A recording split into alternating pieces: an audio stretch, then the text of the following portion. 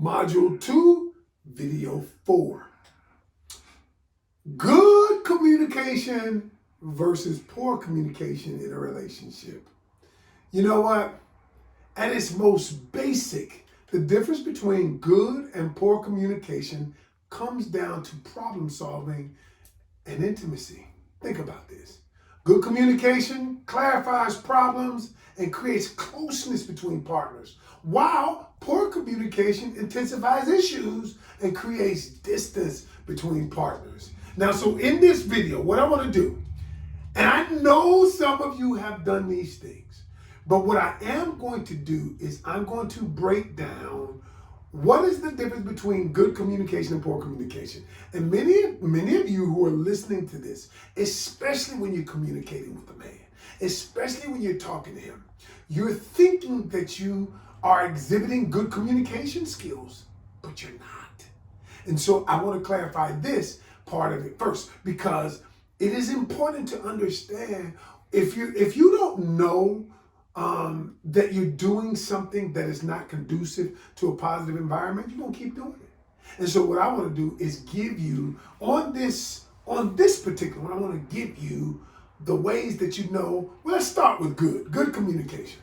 How do I know that I'm communicating great, coach? All right, number one, let me write these down for you. All right, I think I'll use my black this time. I'm gonna use my blue soon. Number one is you pay attention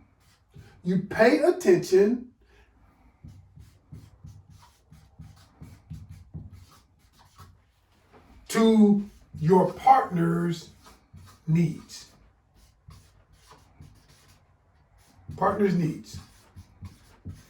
And what do I mean by that? See, here's the thing.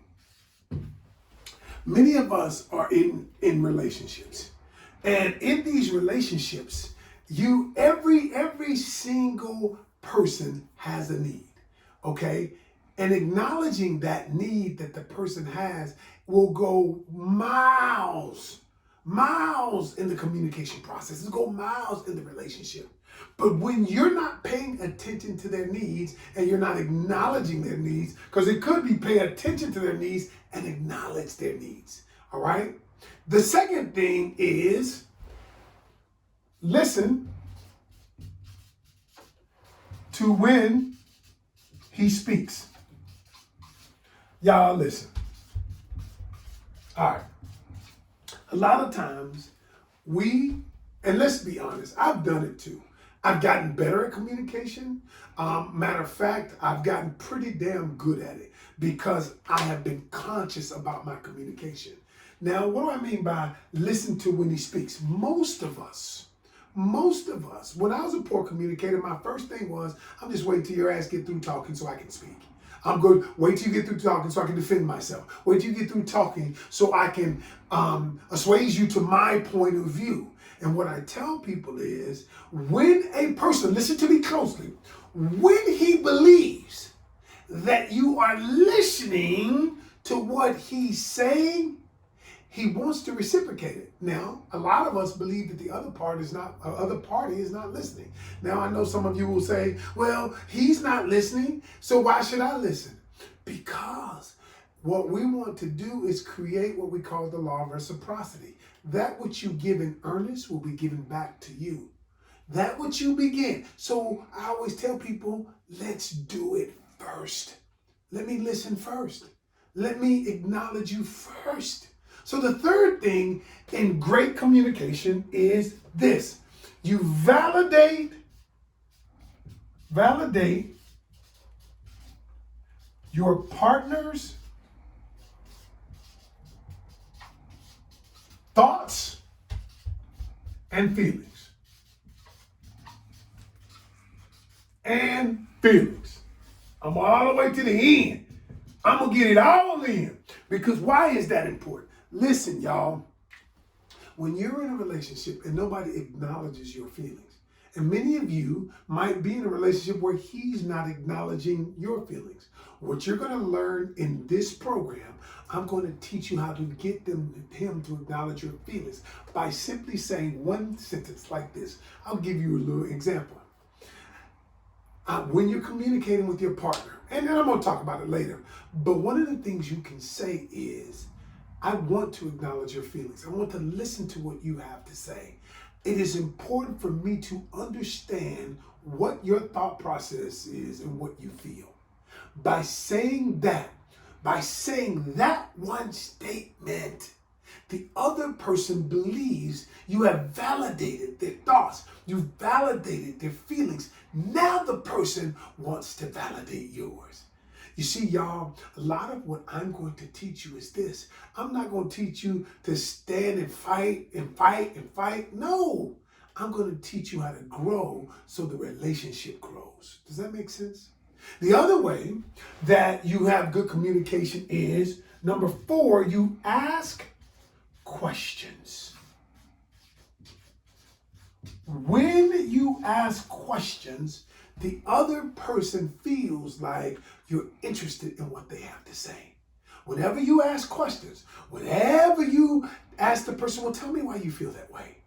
Now, if you would clarify, I don't understand, would you repeat what you said? I hear you saying this. And a lot of this you're going to learn in the next module when I talk about listening. I'm going to teach you what questions to ask. I'm going to teach you how to ask them so the other person feels like that you are listening and then they want to listen to you. Okay? All right. And number 5. This is important. Listen even if you don't agree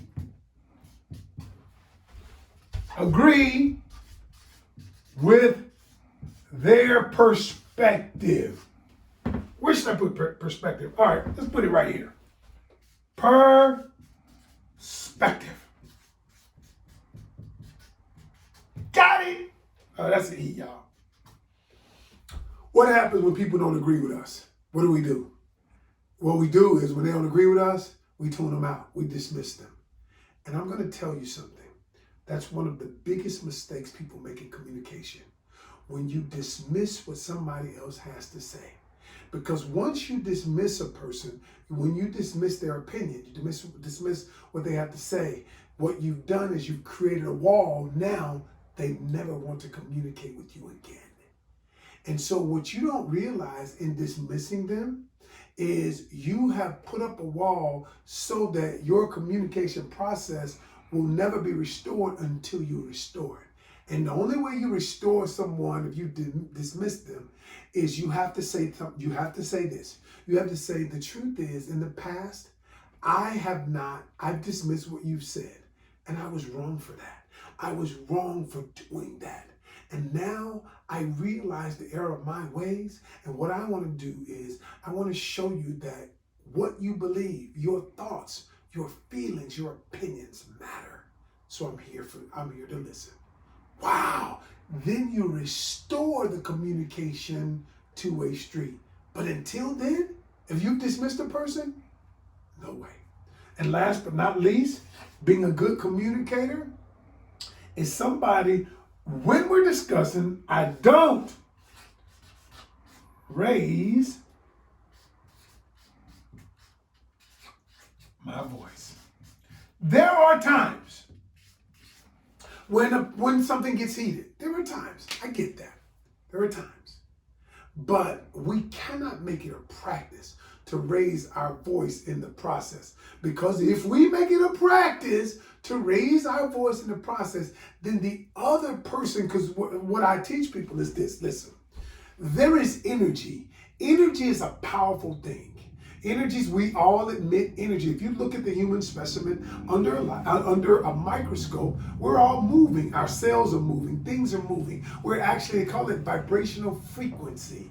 And when you raise your voice, that frequency that you're on many times is not conducive for a healthy relationship. And so these things right here are the good things. Now, what I'm going to do in the next video is talk about the bad things we do. All right?